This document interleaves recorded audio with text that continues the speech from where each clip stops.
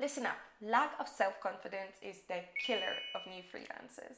It sneaks up on you, and before you know it, you're making these huge mistakes.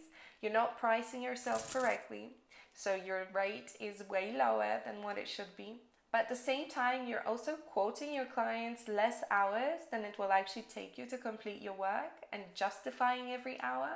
You feel ashamed to tell your clients when your rates go up. Also, you're not respecting yourself as a professional, so you take clients' feedback as gospel and very seriously, and it's difficult for you to tell them when you disagree with their feedback. And on a different note, you're afraid of your competition because you have the imposter syndrome. Oh, and finally, you probably tend to dwell on your mistakes and self-loathe. So you don't handle rejection very well and you take things personally, almost as if everything that happens in your work is a reflection of who you are as a person. If this sounds like you, then stay with me until the very end. I'm going to give you 5 mind-blowing ways to overcome self-doubt. Well, after watching this video, you can expect to get paid an amount that you're really happy with, grow as a professional and have great relationship with your clients, feel safe in your work and in who you are. And you can also expect to just learn from your mistakes and move on as nature intended.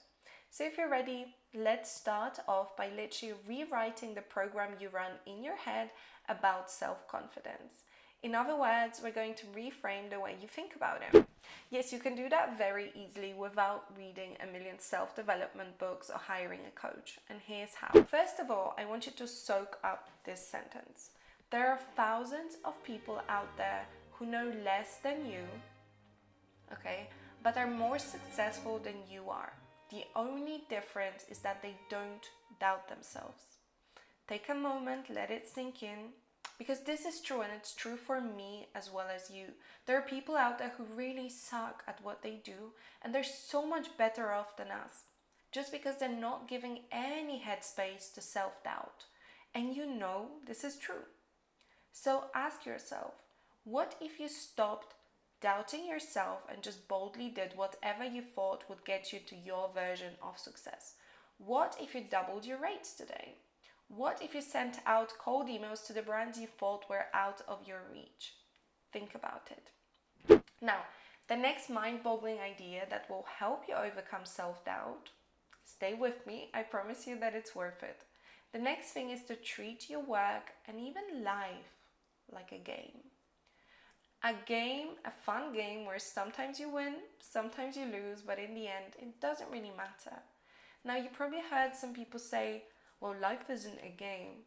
Yet all the geniuses of our world and a lot of native and Eastern philosophers say it's totally a game. It's like a dream, a moment in time and space, an illusion, a simulation, and you're just here to enjoy it. So treat it like a game. For example, I like to set monetary goals and pretend I'm a game character that's doing a month-long quest, and that's the price. Just don't mind me collecting my coins over here. Now, the next tip is love failure. I failed at so many different businesses. I dropped out of uni, I got divorced. Like everything I tried to do failed. And I used to think it was terrible and that I was doomed. But then I started reading more about successful people and I realized that failure is normal. In fact, the only people that don't fail are the people that are too afraid to try anything new. I love the book Think and Grow Rich because it's literally a book that combines a lot of stories about failure and adversity and how other human beings overcame it with faith. And I really believe in my heart that if you keep trying, you will eventually get to your personal success. And if you learn to accept failure as just a normal part of the process, it won't faze you anymore. Okay, so the next tip I love is to see self-doubt for what it really is. Let me tell you a story. A few months ago, a friend of mine sent me a link to a post by a huge brand. They were looking to hire a copywriter for a project. She told me that I should apply. I looked at it and I thought, well, they probably want somebody who has done multi-million-dollar launches, is well connected and has like 10 years of experience. There's just no way that I would get it. Then something inside of me moved and said, this is the voice of self-doubt and it doesn't belong. In that mindful moment, I recognized self-doubt and I was able to point it out and say, hey, what if you're wrong? So I applied for the project anyway, and guess what? the next morning I had an email in my inbox that read, "Dear Adriana, we love your work. Are you available for a call today?" If I allowed self-doubt to live in my head rent-free, I would have never landed that project. But I saw it, and that's all it takes. You just have to recognize it when it shows up. Like this video if you're ready to show self-doubt who is the boss. Now, time for my last and my favorite tip, which is to celebrate yourself. It boggles my mind how quickly I get over my wins. I remember when I hit my first 2K month and I was happy for literally like 5 seconds. And very quickly I was like, oh, but other people are making 10K, you loser. We spend days, if not weeks, dwelling when things go wrong, when we don't reach our goals, when we get rejected.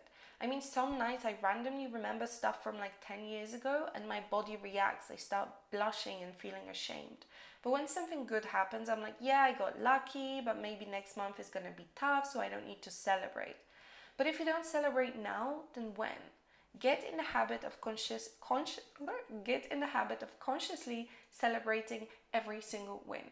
I'm not saying to go out and party and spend all your money, but look in the mirror and say, you did a great job, you're amazing, you're brave, look how far you've come, and you have a bright future ahead of you. Your words and your thoughts can build you up or break you down, and you're the author. So that was a long and inspirational pep talk, but also practical. So let's just recap quickly. The first sentence I gave you was that there are thousands of people out there who know less than you do but are more successful than you are, and the only difference is that they don't doubt themselves. The second thing was to treat your life like a game full of adventures and quests. The third thing was to normalize failure. Then I said that you need to recognize self-doubt for what it is and recognize that it's not true. And the last was to celebrate your wins, big and small, make it a conscious practice. Thank you so much for being here. Thank you for listening. Let me know in the comments what was your favorite part of the video. And also, if you enjoyed this video, you can easily support me by liking, commenting, subscribing, and sharing. It's huge and I really appreciate it.